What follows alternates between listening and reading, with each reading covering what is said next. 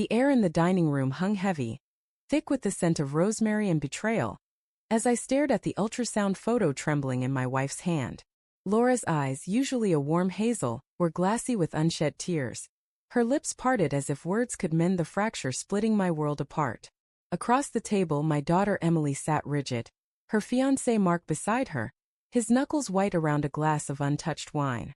The image, a grainy blur of a future I couldn't comprehend, felt like a blade twisting in my chest. "It's yours," Laura whispered, her voice barely audible, but the words landed like a thunderclap. She wasn't looking at me. She was looking at Mark. The night had started innocently enough, or so I'd convinced myself. The clink of cutlery against plates, Emily's laughter as she recounted wedding plans, the soft glow of candles casting flickering shadows on the walls. It all felt like a snapshot of normalcy. But there was a tremor beneath it, a fault line I'd ignored for weeks. Laura's late nights at the gallery, her distracted glances, the way Mark's smile lingered too long on her. I'd chalked it up to stress, to the chaos of planning a wedding, to anything but the truth now staring me in the face. My mind reeled, replaying moments I'd dismissed.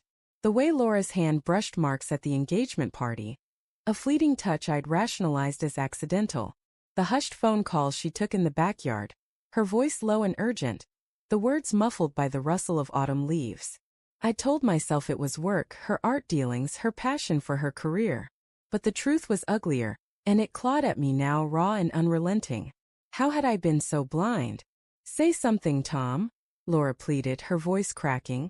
Her fingers clutched the ultrasound like a lifeline, the paper crinkling under her grip. I wanted to scream, to shatter the silence with the rage boiling in my gut, but my throat felt sealed shut. Emily's gaze darted between us, her face a mask of confusion and dawning horror. Mark wouldn't meet my eyes. His jaw twitched, and the faintest sheen of sweat glistened on his forehead. "What is this?" Emily's voice was small, a child's whisper in the face of a storm. She reached for the ultrasound, but Laura pulled it back, instinctive, protective. That motion, Laura shielding the truth from our daughter, ignited something in me. Anger, yes, but beneath it a deeper wound. The shattering of trust I'd built over 20 years of marriage. "I didn't mean for it to happen," Laura said, her words tumbling out in a rush. "It was a mistake, Tom, a moment of weakness. I swear I never meant to hurt you." Her voice broke and she pressed a hand to her mouth, as if she could hold back the confession. But it was too late. The room felt smaller, the walls closing in, the air thick with the weight of her words. Mark shifted in his seat, finally speaking. "It was one time," he said, his tone defensive, almost defiant. "We were drunk, it was stupid, and we stopped it before it went further." His lie was flimsy, transparent. The ultrasound in Laura's hand told a different story, one that spanned months, not moments. I wanted to lunge across the table, to feel his jaw crack under my fist, but I stayed rooted, my hands trembling on the edge of the chair. Emily stood abruptly, her chair scraping against the hardwood floor. "You're lying," she hissed, her voice trembling with fury. "Both of you. How could you?"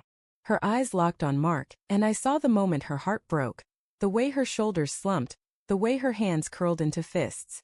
She turned to Laura, her mother, the woman who'd braided her hair and kissed her scraped knees. "And you," she whispered, her voice raw with betrayal. "How could you do this to me? To Dad?" I wanted to comfort her, to pull her into my arms like I had when she was a child, but I couldn't move. My own pain anchored me, a lead weight in my chest. Laura reached for Emily, but she flinched away, tears streaming down her face. "Don't touch me," Emily snapped, and the words cut through the room like a blade. The silence that followed was deafening, broken only by the faint tick of the grandfather clock in the hall. I forced myself to look at Laura, to search her face for the woman I'd loved since we were 22, the woman who'd laughed with me over cheap wine and late-night dreams. But all I saw was a stranger, her features distorted by guilt and desperation. "Tom," she said softly, "I know this is unforgivable, but I'm begging you, this child." She held up the ultrasound again, her voice breaking. "This child needs a father. I need you. We can get through this." Her words were a punch to the gut. Adopt the child? Raise the product of her betrayal as my own? The idea was obscene, a violation of everything I believed our life to be. Yet, even as rage surged through me, a quieter voice whispered, "What about the child?" Innocent, unformed, caught in the wreckage of our choices. The thought made my stomach churn. A mix of pity and revulsion. Mark stood, his chair creaking, and I saw the conflict in his eyes, shame warring with defiance. "I'll take responsibility," he said, his voice low but steady. "This doesn't have to ruin everything. Emily, I love you. I messed up, but I want to fix this." His words were hollow, a desperate plea to salvage what he'd already destroyed. Emily shook her head, backing toward the door, her face a mask of anguish. "Don't," she said, her voice breaking. "You don't get to say you love me. Not after this." She turned and fled, her footsteps echoing down the hall, the front door slamming behind her. The sound reverberated in my chest, a finality I wasn't ready to face. Laura sank into her chair, sobbing now, her shoulders shaking. Mark hesitated, then moved toward her, but I stood, my voice cutting through the haze. "Get out," I said, low and dangerous. He froze, his eyes meeting mine for the first time. There was fear there, but also something else, defiance maybe, or resignation. He nodded once and left without a word, the door closing softly behind him. Now it was just Laura and me, the ultrasound lying between us like a grenade. I wanted to hate her, to let the fury consume me, but beneath it, love lingered, stubborn and painful. "Why?" I asked, my voice barely above a whisper. "Why him? Why now?" She wiped her eyes, her hands trembling. "I don't know," she admitted, her voice raw. "I was lonely.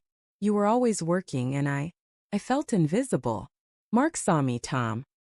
He listened." Her words stung, not because they excused her, but because they held a kernel of truth. I'd been distant, consumed by deadlines, by the grind of providing. Had I pushed her away without realizing it? The room spun, the candlelight blurring into streaks of gold. I thought of Emily alone somewhere, her world shattered. I thought of the child, a life caught in the crossfire of our failures. And I thought of Laura, the woman I'd vowed to love forever, now begging me to salvage the unsalvageable. My heart screamed to walk away, to let her face the consequences alone. But my mind churned with questions. Could I forgive her? Could I love a child that wasn't mine? Could I rebuild a life from these ashes?